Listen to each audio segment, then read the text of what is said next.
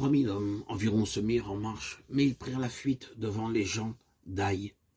Les gens d'Aï leur tuèrent environ 36 hommes et les poursuivirent depuis la porte jusqu'à Shebarim et les battirent à la descente. Le peuple fut consterné et perdit courage. Josué 7, 4, 5. Lorsque les enfants d'Israël ont attaqué la cité d'Aï, comment se fait-il qu'après le triomphe qu'ils connurent lors de la prise de Jéricho, les enfants d'Israël aient pu subir une telle défaite? Josué ne pouvait plus faire qu'une seule chose, se prosterner devant Dieu, rechercher la cause de cette défaite.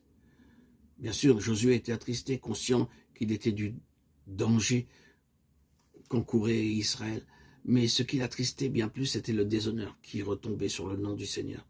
C'est pourquoi il demanda « Que feras-tu pour ton grand nom ?» C'était la clé de sa prière. Il honorait le nom de Dieu, il se préoccupait de ce que Dieu ferait pour son grand nom. Et Dieu répondit à la demande de Josué, il dit « Israël a péché. C'est pourquoi les enfants d'Israël n'ont pu tenir devant leur ennemi.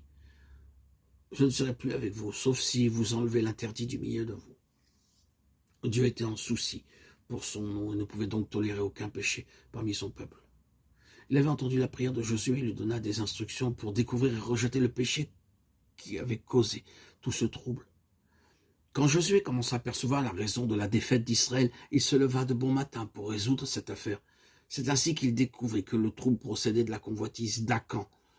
Lorsque tout Israël remit de l'ordre dans son camp, sa défaite fut suivie d'une victoire. Tolérer le péché, c'est permettre de blasphémer le nom de Dieu et donner à Satan l'occasion d'attaquer le peuple de Dieu.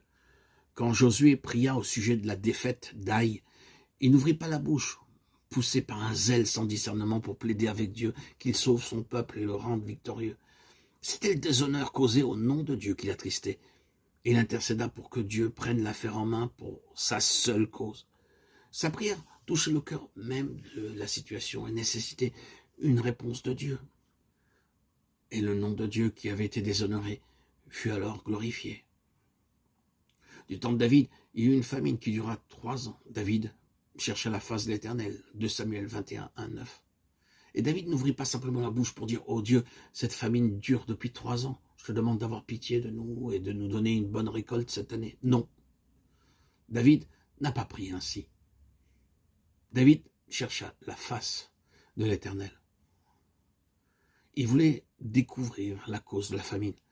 David obtint la clé de la situation, sa requête fut directe et Dieu lui donna une réponse précise. Dieu lui dit sa cause de Saül et de sa maison sanguinaire. C'est parce qu'il a fait périr les Gabaonites. La volonté de Dieu ne permettait pas de rompre un vœu et David devait combattre ce péché. C'est ce qu'il fit et la parole de Dieu rappelle, après cela, Dieu fut apaisé envers le pays. David avait la clé pour la prière et sa prière sollicitait la réponse de Dieu.